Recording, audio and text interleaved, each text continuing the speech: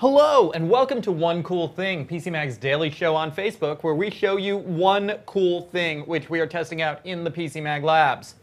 I'm Sasha Segan, this is Jeff Wilson, and today we have what I would have thought would be a blast from the past. But no, it is actually an unexpected place for you to put your $9.99 a month. Now, most of the people you know probably have signed up for Spotify or Apple Music or Google Play Music or or Tidal. Pandora. If you're on Sprint, who uses Pandora? That's fair. Yeah, Pandora's gone. Pandora's dead. Pandora's old. But it sounds like those are not actually the music service that you should be dropping your Hamilton on, right? You know, if you want to listen to some truly great music, experience the breadth of audio. Check out Slacker Radio. Slacker? You'll get more than just streaming music. They're still around? They're still around. Whoa! And they're doing some big things, some new things that others are not. Okay, so most people, I think a lot of people would have tried out Slacker a while ago, said, oh, this is kind of like the anti-Pandora, and then eventually got sucked into whatever music, either Spotify through their social network or whatever music service their mobile platform uses. What does Slacker offer that those others might not have? Well, if you're a sports fan, you get live ESPN radio streamed through the service. If you're into the history of music, there are these things called DNA channels, which connects the past and the present. What's your favorite band? I'm blanking. Let's say you love the Beatles. You just talked. Let's say you love the Beatles. The station will they'll have interviews with some of the artists. It'll play some of their influences, show how their sounds are constructed. It's like a music history lesson in the DNA channels. Okay. There's also Slacker Stories, which is behind us right here, which are some fictional tales, some original, that tell a narrative tale. It has nothing to do with music sometimes. And so what I find interesting here is that a lot of the stuff you're describing is stuff that appears to be curated or constructed by actual humans, as opposed to the whole algorithmic music, automatic radio channel thing that people generally think about. Yes, Slacker is very big on the idea of actually having DJs. They have people there who take control of certain channels, and you can turn this on and off to have the option of having a DJ speak between songs, or just play it as though it's a regular streaming service with no DJs. They're very informative. They know all about their music, and you'll get a couple of lessons about music history listening to them. So how much of this content is there? How often is there new content? Is there the possibility that, especially if you're deep into one genre, like say, electronic music or hip hop, or for that matter, jazz, what's the potential that you'll run out of content? Not likely. They have new music channels. Certain of their theme channels are updated weekly, so you're always getting fresh stuff. Okay, so why don't you let's take a look at what Slacker looks like now, and you can show me what they introduce you with, and then where you find that exclusive content. Okay, so we're not at the homepage. This is actually my search result for these Slacker stories, which we'll come back to later. If we go to stations, for example, in fact, let's go to the homepage. So we're loading the home page now. And while we load the page, it looks like we actually have our first question out there with Social Pete. Is the audio lossless? I do not believe so. In the review, I mentioned some of the specs, some of the codecs, but I do not believe it's lossless. You have to go to Tidal for that. Yeah, it says here that it is 320. It's 320 kilobit. Yes, if you want lossless, go to Tidal. You'll pay a bit more, but you'll get that more audiophile quality sound. But what is Tidal's library like compared to Slacker's? Well, there's certain lots of overlaps in certain areas. Like you're going to have your Michael Jacksons, your Princes, your Beatles for the most part. Tidal, because certain artists signed on, it's like this is where my music's going to live. You may get a Jay-Z album, Beyonce album earlier, before other platforms. This Beyonce banner just popped up here on Slacker. Yes. And is this now? And they say music from her influences and proteges. Is that a way to kind of create some rich Beyonce content when Tidal has the exclusive new Beyonce content? It could be. It could be. They also do celebration. Like here it goes, a Freddie Mercury celebration. They'll recognize birthdays. They give you a way to enter their deeper areas of their catalog. So there's lots of ways to get into the music that you like here. Okay. So now, do you think most people go to Slacker through their browser or through a mobile app? I suspect the mobile app. That's where I spoke to a person at Slacker a while ago, and they mentioned the importance of the mobile app in their business plans. Okay, and so, and all of this content is available through the mobile app as well? Yes. Okay. So yeah, walk us through a little of what's on the screen right now and how that really shows what Slacker specialties are. Okay, so for example, this playlist right here, and I'm going to highlight right here, Sample City. Like Slacker has a big thing about their DJs being knowledgeable, and Sample City shows you the songs that were used to build other songs. So you may have, it may play a James Brown cut that is used to back, I don't know, an Eminem track. Let's see here. They have, if you go to some of their playlists, you'll see they have some really unusual playlists here. Let's see if I can find some. You know, like the 101 greatest two-hit wonders instead of one-hit wonders.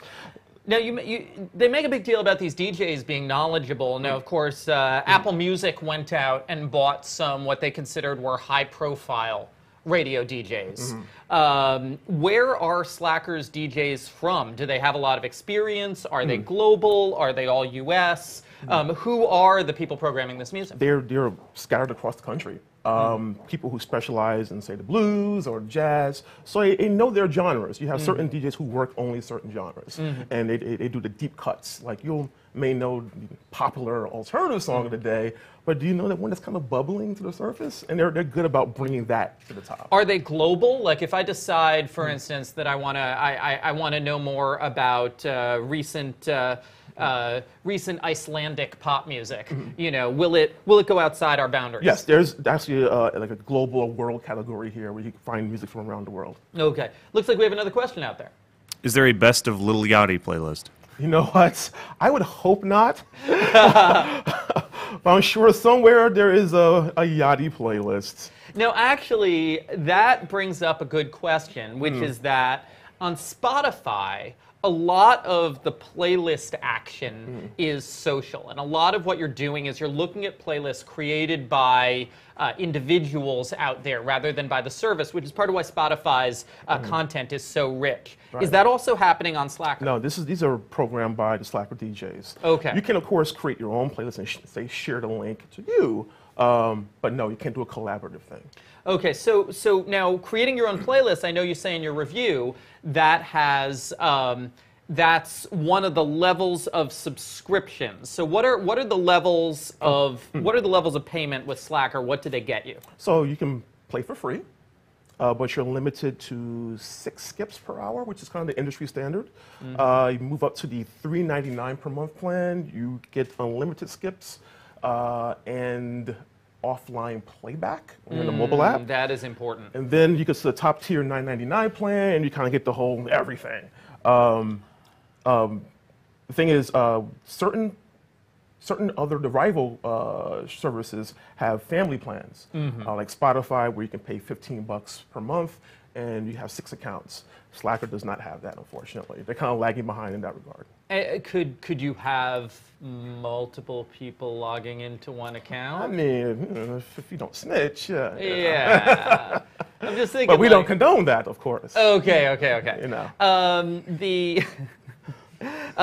I wonder if 2 people are logged into one account at the same time, does it kick one of them off? Like, because with Hulu and Netflix, for instance, that's true. Yeah, they have a like number of streams, and if you're trying to watch more than that number of streams, you're out. That's true. Yeah. Even Netflix behind the scenes, if you it's a certain tier that lets you have multiple accounts streaming at once. Yes. Yes. Yeah, I believe I have a 4-stream account with Netflix and a 2-stream account with Hulu. Okay. So, and some of that came from my desire to run Netflix to test phones in the office. Because my wife would call from home and she'd be like, "Why did I just get kicked off Netflix?" So, okay, so these are the genres. Now, one thing I think is interesting in here is I've so far seen like several panes focusing on comedy and spoken word. And I feel like that's something that you don't see so much of in the other services. Others do have comedy to some degree. I've noticed certain albums aren't across the board. There's a lot of comedy here. There's a lot of news and lifestyle stations. Like, for example, if you wanted to know, what's the cool men's fashion for the fall, they have a channel for that. Okay, okay. Looks like we have another question out there. So, someone is commenting on your choice of browser here. Are you using Edge right now? And why? Edge is a quality browser. Edge is the default browser in Windows 10. And when you are using a Windows 10 machine with a completely generic website and you just want to have a no-nonsense situation, which is using as little battery power as possible, you turn to Edge. It's Edge. Yeah. Read our review. It's fine. There's nothing affirmatively wrong with Edge. Right. Okay. So did you also try out the mobile apps, and how did they compare on the iOS and Android platforms to the experiences of the other services? It's a very similar experience. The one major difference is that when you're on the mobile app, you have to stream, if you want to stream ESPN News, you have to do it over Wi-Fi. It doesn't work over your data plan. Why? I'm not sure why. Maybe it's designed just not to blow up your phone bill. I don't know. But like any other channel, you can stream over your. That's very true. But that seems to be the one little quirk there. That is really odd. Yeah. But it'll run in the background. It doesn't necessarily take. It doesn't necessarily use more battery power. No, it's really stable. It's pretty fine. Okay. Okay. Do you know if you can? Do you know if Slacker can tie into the voice assistants? Oh, I'm not sure about that. I'm asking because specifically, I am personally at this moment a Google Play Music subscriber, though I can switch my loyalties at any time. And one of the reasons I am a Google Play Music subscriber is that it is very tightly tied into Android. Okay. And that on my Android phone, even though I'm not using an Android phone right now because I'm in like the iOS period of my year. Okay. Okay. But on my Android phone, I like to say, hey, play, Lady Hawk or Metric or what. I'm into electronic pop. What kind of enticed you to go to Google Play? What enticed me to go to Google Play was that integration with the Android system and the fact that my primary user experience is stepping out the door in the morning, hitting the voice action button on my headset, and saying, hey, play artist name. Oh, gotcha. Okay. And it's integrated into every Android phone. And so it was not necessarily the library, it was just the usability. The convenience. Yeah. Oh, okay. Exactly, the convenience. Interesting. It looks like we have another question out there. For the free plan, can you actually pick individual songs to play, or do you have to have it just shuffled? Oh no, you can't stream on demand with the free plan. You have to go to the $3.99 or $9.99 plan. Okay, and I think I've said before, the $3.99 plan gets rid of the ads, right? Yes, it does. Okay, good, good, because the ads are, I mean, when it comes to these free services, that's what always turns me off. Yeah, you don't want to hear anything about boner pills when you're listening to your Christian rock. Yeah, do they do that? Do they give you I'm just saying, theoretically. Do they give you, I have to say, though, the real question is, I'm never gonna use whatever service. Do they give you 1-800-CARS-FOR-KIDS? Because if they do, I am going to go like find their headquarters and possibly blow it up. I haven't seen the 1-800-CARS-FOR-KIDS ads in years. Good. It's like watching like Fox News randomly one day. I used to listen to 1010 Wins a lot in the morning, and it is installed. That jingle is the worst jingle. Atrocious. It is the single worst jingle in all of radio. It looks like we have another question. Is Google Music now YouTube Red? No. Okay, so the Google Music YouTube Red thing is weird. If you sign up for one, you get both. Yes. But they are not the same thing. No. You have to log it. So you sign up for either one, and you get subscription access to both of them, but you have to log into them separately, and they have separate content. Yes. And I do enjoy the